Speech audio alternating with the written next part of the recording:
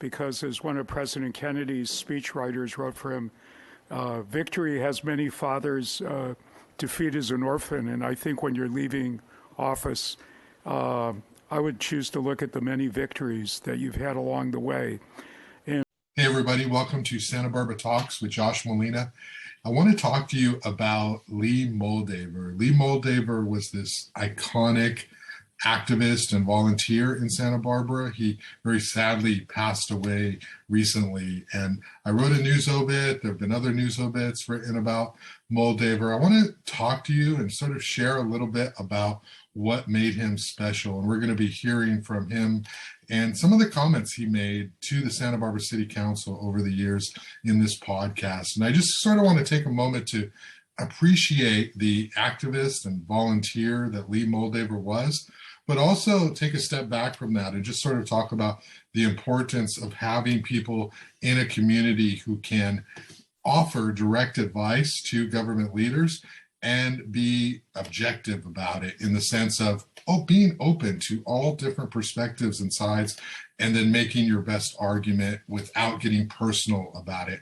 And Lee Moldaver was really good at that. Lee Moldaver would talk about where he stands on a specific issue. He was extremely eloquent, extremely articulate, and he would make his points. He would talk, he would go out, and he would very clearly explain his perspective on an issue.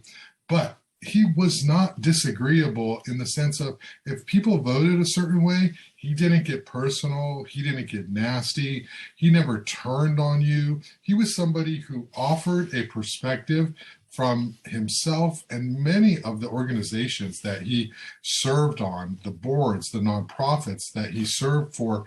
He represented them, he represented himself, and he did it in a really intellectual way, in a way where he was meant to try to improve sort of the public discourse. And that's who Lee Moldaver was. And I don't think we have anybody, I know we don't really have anyone like that right now. And so his loss is super impactful, because not only are we losing a human being, but we're losing somebody who was absolutely essential in terms of how government runs. And it's hard to put into words how brilliant Lee Moldaver was. And I'm not here to sort of like say, you know, we always agreed. Obviously, he was a person in the community and I was a journalist.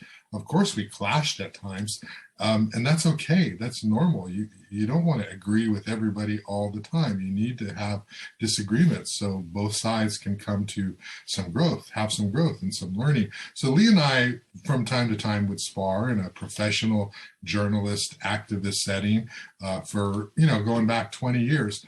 But what was really brilliant about Lee was he was just so well researched. He was so well prepared. He almost never spoke with emotion. He used facts to support his argument. And this person was, you know, quite honestly, probably always the smartest person in the room. I mean, he had this incredible memory. He had this phenomenal memory, and he could just sort of reference things from historical context and sort of apply it to things that are happening in the moment. And he was also super connected. He was sort of somebody who could whisper and talk to a lot of people. And so he got lots of information. And in that information, he always seemed to know what was going to happen before it happened. He seemed to be sort of a really good crystal ball reader. He was expert on politics. He could sort of assess who was going to win an election and why, and what the voter base was going to, who was going to appeal to the voter base. Extremely intelligent. And we haven't really seen anything like that. Sadly, in this time, most of the public discourse is to the extreme. It's, you know, cancel culture. It's, you're all bad, so we're going to cancel you, or we're going to put you on a pedestal and only see the good things that you do. And there's not a whole lot of gray, which, let's be honest, right? That's, you know, nobody's perfect. Everybody has good and bad.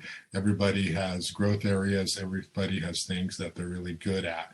And Lee Moldaver was somebody who could have that conversation always right there in the middle, without having to really sort of, attack anyone personally. So with that, let's watch a little bit of Lee Moldaver. I just want to sort of appreciate the sort of brilliance, the genius of his words.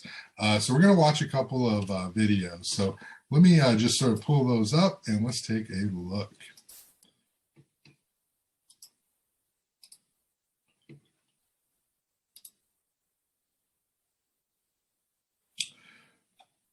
Okay, so this first video is Lee Moldaver talking about Dr. Dan Secord. Dr. Dan Secord was a member of the Santa Barbara City Council. I'm going to let Lee say who he was, but this is a video and it really shows Lee's kindness, his heart, sort of everything that he would put into when he would go out and speak in public. Lee was sort of this master at kind of giving people their full sort of due, acknowledging them. He was really good when people would have significant accomplishments. He'd come to the city council and he would honor them. And this is after Dr. Dan Secord passed away.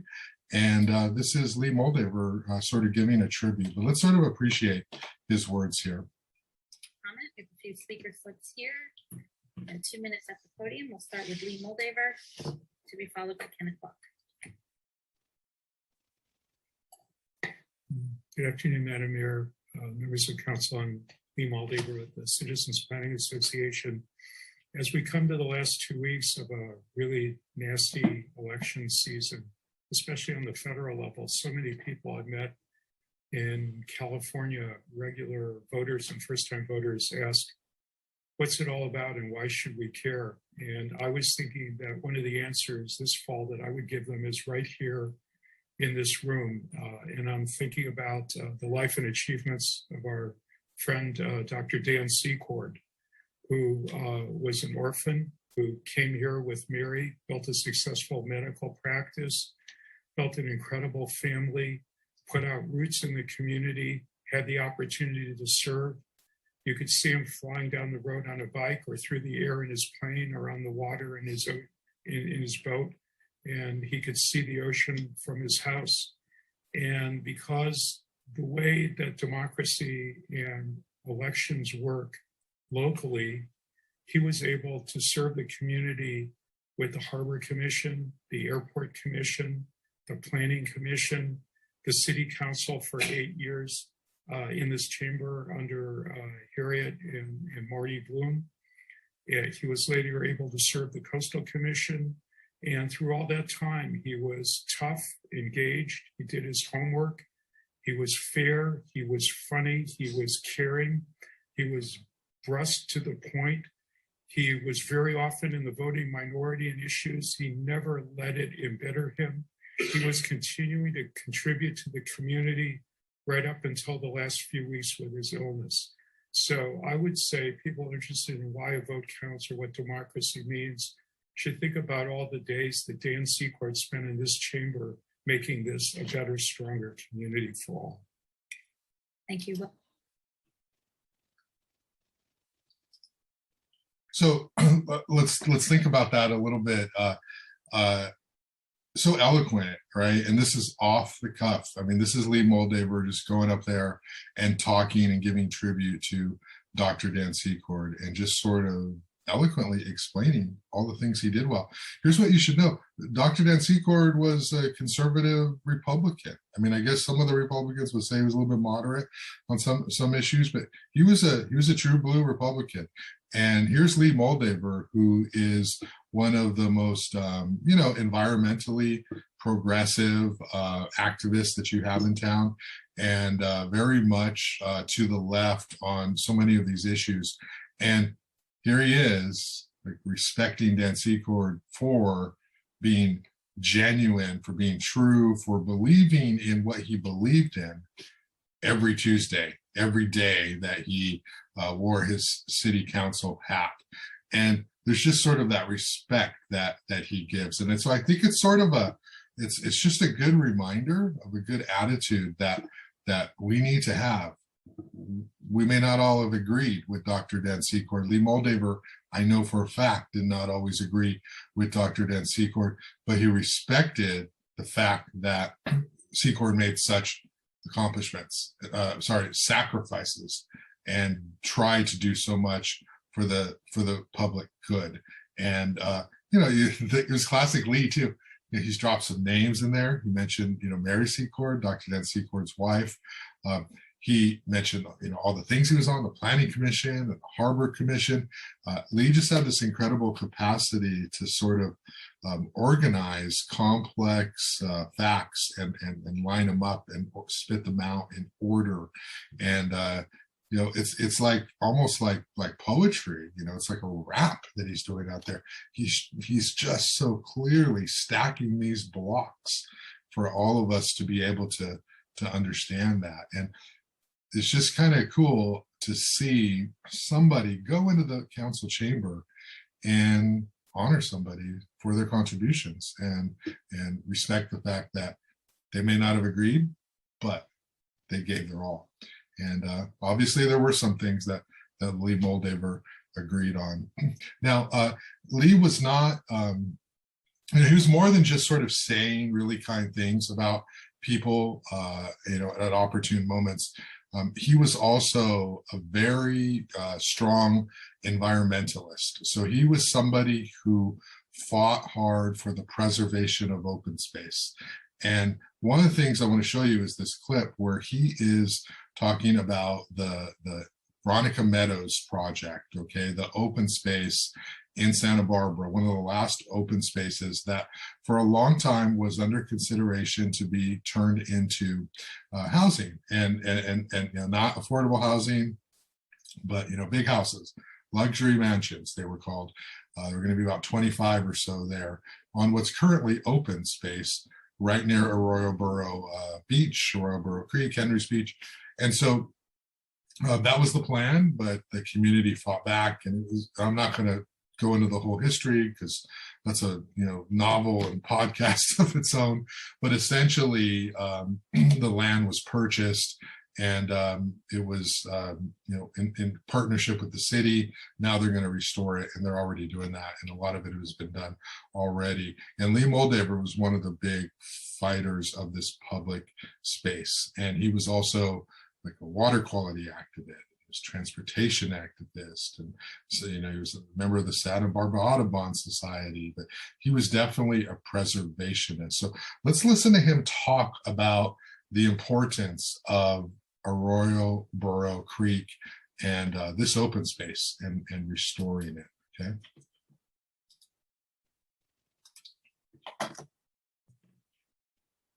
All right, let's take a look. Let's hear what he's got to say.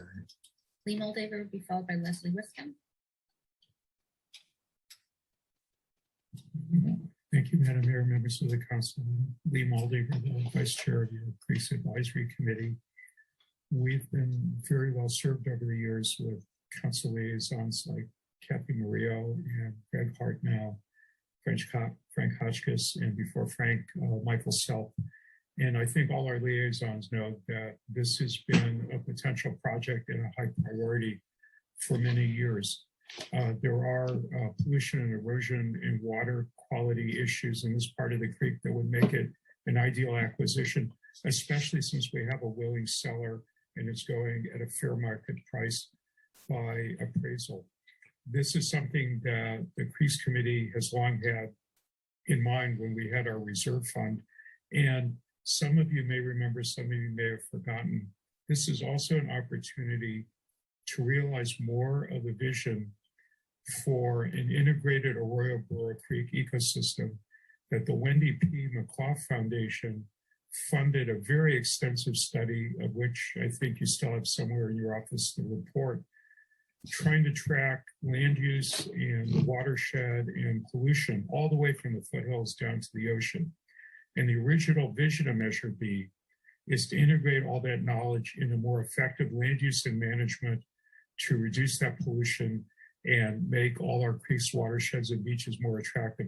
This will be a huge step in that direction, and having a partner like the Trust for Public Lands only assures confidence. So our committee very, very strongly supports the recommendation, and we hope you can endorse it. Thank you. So I just, I'll leave the thing up. And how cool is it? You see Greg Hart, Lynn Schneider, Randy Rouse, Bendy White, Frank Hotchkiss. There's Dale and Kathy Murillo there too.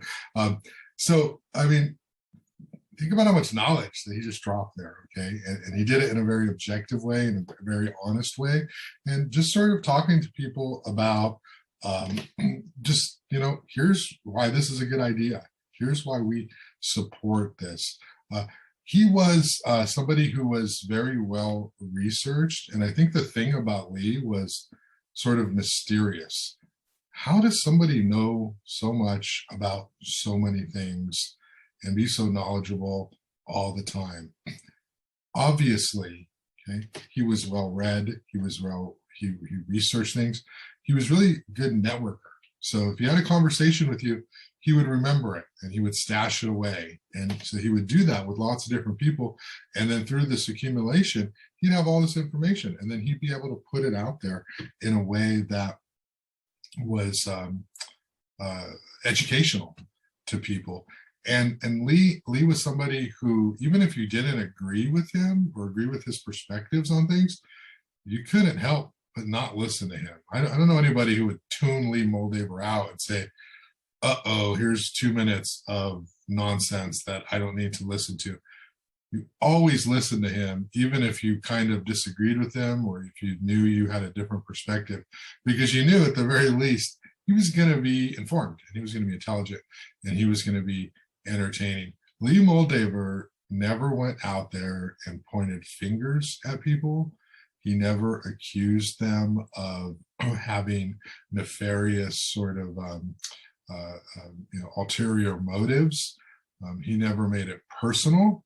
He always was there to enlighten and educate. And he had information that he wanted to share with people.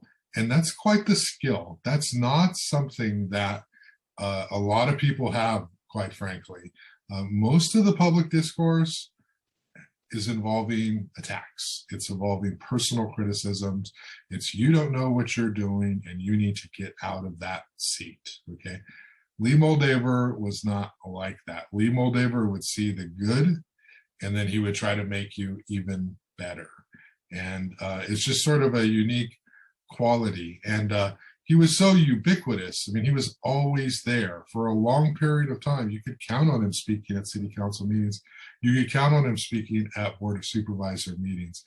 You'd see him at events. He somehow would figure out a way to get to all the places the city council members were. And it never quite sort of, if Lee Moldaver wasn't there, often one of the questions was, where's Lee? How come Lee Moldaver's not here?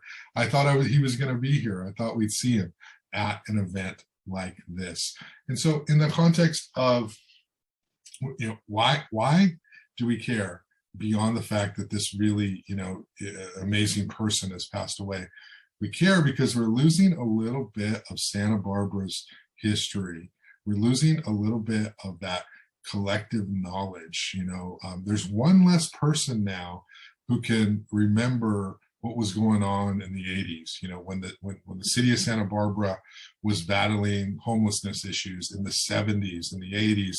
There's one less person who can sort of recite that history. We recently lost former Mayor Hal Conklin as well, and Lee Moldaver was somebody who knew as much about everything that happened in Santa Barbara dating back at least 4 decades as anyone else on the planet. Okay, so that is what is significant, that this person is no longer here to sort of share that knowledge. Okay, I want to look at one more footage. This is more up to date. This is when council members were sworn in 2020, and you can sort of hear him waxing poetically about the council and the expectations of the role. So let's watch a little bit of this. Thank you. And the item is comments by the public relating to outgoing council members Dominguez and Rouse. Yeah. Thank you very much, Madam Mayor, members of the council. I'm Lee Moldaver, a longtime resident And I'm going to offer my comments now for the outgoing councilman, because as one of President Kennedy's speechwriters wrote for him, victory has many fathers, defeat is an orphan. And I think when you're leaving office, I would choose to look at the many victories that you've had along the way. And first, I would say to both of you and to this whole council, every time that you meet, and especially every time that you recognize each other like today, you give the lie in public to the nasty vibe that comes from Washington, that public service is no longer a public trust, and that public service is no longer something to aspire to. Each one of you every week puts the lie to that. When I look at the diversity of life experience and skills that Jason and Randy have brought to the council over the years, in so many areas, in law, in environment, in county government, in public safety, in small business, in the downtown, in traffic and parking, in the Mesa and Cliff Drive, and the relationship with City College, so many other things. We are so lucky that you have each taken time from busy careers to share your time and ideas with your colleagues, with the staff, when you make better with your questions and challenges, and with each other. You have made such a positive difference in the community, and even raising the questions on vacation rentals and accessory dwelling units and density and how affordable should affordable housing be and where should it go. Those are the tough questions that everyone in the street, if they're not asking, at one time or another wonders about. And you've made your other 5 colleagues and your 1,000 plus employees sharper and stronger and brighter just for bringing that forward every week. And I am so glad that you're both going to be in the community in a slightly different role, sharing your wisdom and experience and your impatience for progress and change with us. You've made the city better.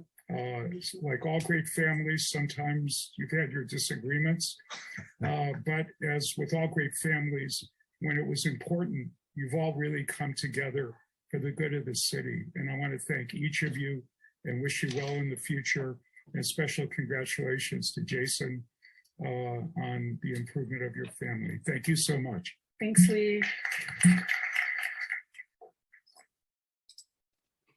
So, I mean, wow, so much class. That's the only thing I can think of is this guy showed a lot of class, because there are a million things that you can say negative about Jason Dominguez and Randy Rouse if you want to go that route. All elected officials have so much that people criticize them for. There's, it's endless. You can do it with everybody, no matter who it is. What did Lee Moldaver do? Just focused on the positive, okay? And he did it in a way where he just sort of uplifted everyone in the room, okay? Jason Dominguez, a very controversial figure in his term on the council. You hear Lee talking, he found the best of Jason and just said thank you, okay? Again, classy. Randy Rouse, okay, longer term, okay, 9 years on the city council. He found the best of Randy and just put a spotlight on that. And that's really admirable, okay? I think that it's really easy to be negative in the sense of pointing out what's wrong about the people you disagree with. It's much harder to be able to find the good in people you disagree with. I try to go by the attitude of if I'm talking to somebody who disagrees with me or is criticizing, that maybe there's one thing I can learn from them. Maybe there's something I can learn from them that I can take from that, right? I don't have to take everything, but I can take one thing. And it's just great to see that Lee Moldaver is trying to do that with this group. He's just saying, hey, you guys did good things, and I support you for that, and your commitment, your public service. And then you notice he drops these numbers. You know, he mentions staff. He praises staff. He talks about 1,000 or so city employees. Okay, I guarantee you, if you asked some of the members on the council today how many employees you have, they wouldn't know. Lee Moldaver knew. Okay, it's kind of cliched, but he had forgotten more things than most people would know about Santa Barbara City Hall and the County Board of Supervisors. We're just sort of talking about the city today. That kind of class, that kind of dignity is going to be really missed in the council chamber. Haven't really had a council chamber because of COVID recently, but that kind of a class and sense of, I'm going to offer good so that you all can leave this room feeling good about yourself is rare. Okay. And he did it in a way that was smart and intellectual. And you saw him wearing his cap. I think it was like open space. I think it was a UCSB cap. He's known for his caps, right? He'd always have a baseball cap or some kind of cap representing whatever organization he was working for. So I just think it's just sort of, pretty amazing that Lee Moldaver was able to contribute so much for so long on so many issues. And whether you are a person who just got hired in the city and you're grumbling because your employer is not paying you enough to buy a house at 26 years old in Santa Barbara, or whether you're a UCSB grad student who's talking about everything that Santa Barbara needs to do to be more socially progressive and an activist, or maybe you're an old grump who's lived here forever and doesn't want to see the city change, and maybe you're somebody who comes into town and says this city has nothing to do, we need to dramatically change it. Wherever you fall in all of those perspectives, okay, Lee Moldaver was kind of the person who could talk to everybody. He could talk to everybody in a way that sort of informed them and educated them and made them feel as though they were a little bit smarter after they heard him talk. And so I just wanted to just kind of give that little bit of tribute. And just, I'm a journalist, I want to be fair, balanced. We didn't always agree. Lee would call me up after some of the articles I wrote, and he would, complain. He'd say, oh, you missed this or that, or this isn't fair. But it was always, by the way, you always do really great work, like this too. It was never just like, oh, now I'm never going to read any one of your articles again. And so he was constructive, and we don't really have much of that anymore. Instead, we have people saying, you're wrong, you're bad, and we need to get rid of you, as opposed to, here's some information that might help you do your job better. And I'm just going to offer it to you and hope for the best. Okay. Very different sort of attitudes and philosophies. So, Santa Barbara, we lost Al Conklin, we lost, Lee Moldaver. I just, when you have opportunities to interact with these people who have this experience and this knowledge and have been around a while, even if you don't agree with them, even if you don't have the same party preference checked on your voter registration card as that person does, it doesn't matter. What matters is that you can engage in a civil conversation and try to learn something. And, maybe they'll learn something from you too. But the idea is that Moldaver was about class, and he tried to share as much knowledge as he knew with individuals to help improve the public discourse. And it's kind of sad that, he's, when things go back to in person, we're not going to see him do that anymore. Fortunately, we, and all credit to Tony Ruggieri and Santa Barbara City TV, because they've got these great archives where you can go back and watch a lot of this stuff. So that's pretty much it. Thanks for your time. I just wanted to take a little bit of time to talk about the loss of Lee Moldaver, and we could just sort of appreciate what he was able to offer everybody in civic public life.